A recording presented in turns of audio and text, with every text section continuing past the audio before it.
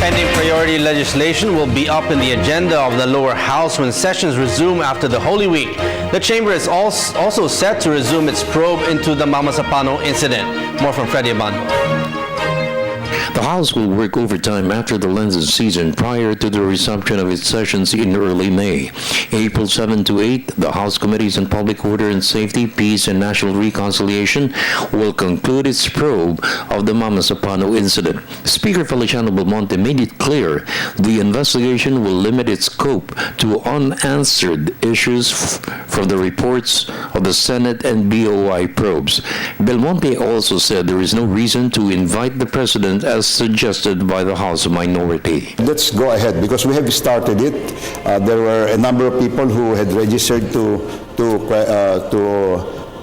ask questions, and they will be given the first preference. Yung mga people who had registered. Gusto ko yung na-registered. Ayoko ng free for all that anybody can just ask questions. You register there and you are given the first preference to ask in the proper order. The House Ad Hoc Committee in the Bangsamoro, chaired by Congressman Rufus Rodriguez, will resume and finish its deliberations on the draft Bangsamoro Basic Law towards the end of April. The measure, with or without amendments, will be submitted to plenary for consideration in early May to be approved hopefully in mid-June. Ang akin ng projection yan, there's no way that the BBL will be reported out in its original yung original draft ng BBL.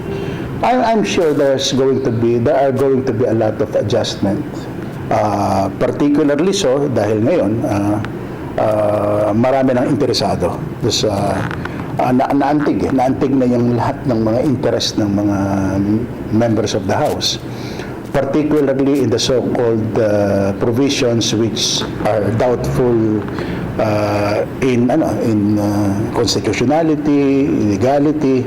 So, yun mawawala. The House is also expected to tackle the national competition law and the resolution to amend restrictive economic provisions of the Constitution.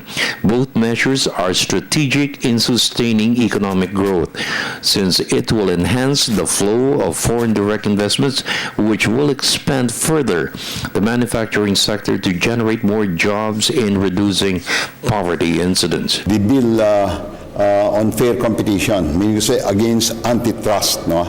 That's a bill that I hope under my administration it passes, because it was first proposed in the 8th Congress and this is now the 16th Congress. So if there is one bill na talagang close to my heart which I want to get passed, that's the one. Humihirap na rin yan, dahil kasi dahil ang dami ng mga issues na dumadating, nagkasama-sama na overtake na ng other issues, lumalapit sa election period. Another pending measure is the anti-dynasty bill, which will level the playing field in local politics, since clans continue to control political and economic power in the country. It's a measure that could face rough sailing, since many members of the House belong to political clans. For the People's Television Network, this is Freddie Abando reporting.